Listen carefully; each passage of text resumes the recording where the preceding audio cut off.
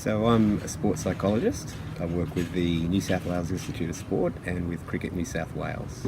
It's 8:30 on Sunday morning. We're off to the Sydney Cricket Ground to talk to the EPP girls, which is the representative girls from around the state, regional areas of the state, who are coming in for a cricket camp to learn all things about cricket, training, nutrition and a bit of psychology.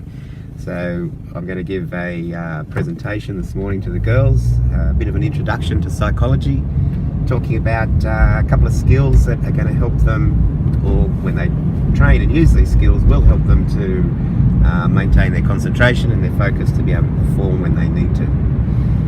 So, come along. So this is Cricket New South Wales. This is the boardroom. This is the hub of all New South Wales cricket. As you can see around here, this is where it all happens. This is the library as well. Books that are hundreds of years old with history of the game and history of players from New South Wales. And this is where the big decisions are made.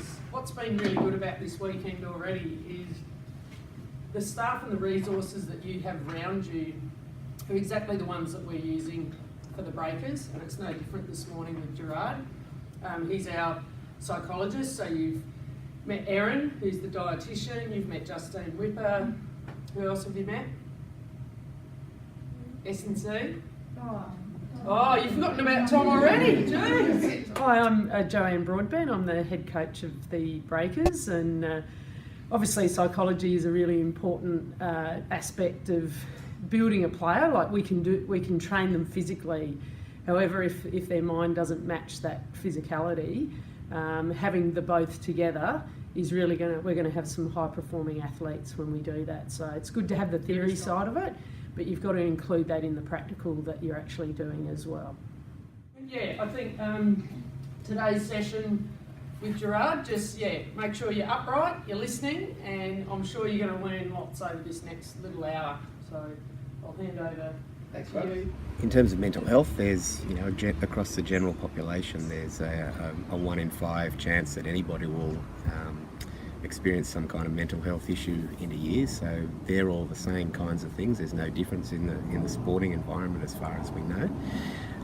But the things that I'm dealing with mostly is that generally I'm coming from a performance enhancement space, and probably about 80 to 90% of the people that come through my door are dealing with some kind of form of dealing with the stress response, which is dealing with the difficulties of competition. So they may be competing at training really, really well, and they're fantastic at what they do, but then come match day or competition day, whenever they're actually performing, it doesn't quite go to plan. So there's any number of different aspects that might be the reason for that.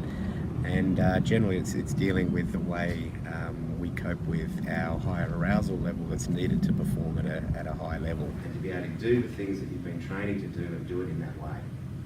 Something happens that stops us being able to do that.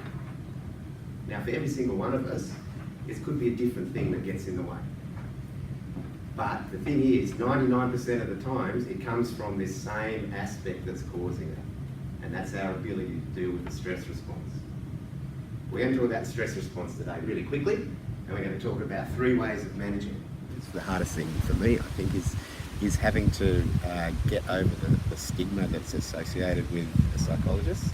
If you're seeing a psychologist, you've got something wrong with you, or you're weak, or there's, that you're not as good as everyone else. You're breaking down that stigma and trying to get people to understand that sports psychology is a tool, just like the strength and conditioning coach or the nutritionist or the coach themselves.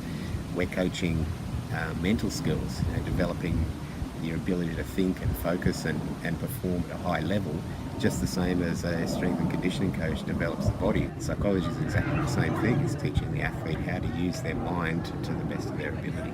I love all sports. I think I've found along the way that whilst working in that space, when you're working with an athlete who's struggling and you're able to sit down and work out different strategies and ways to manage the issues that they have, and to see them get on top of it and to succeed, it's just fantastic. So that's what keeps driving me, is trying to be able to find that with an individual or a coach or a group of players in a team to help them find that bit that lifts them to the next level.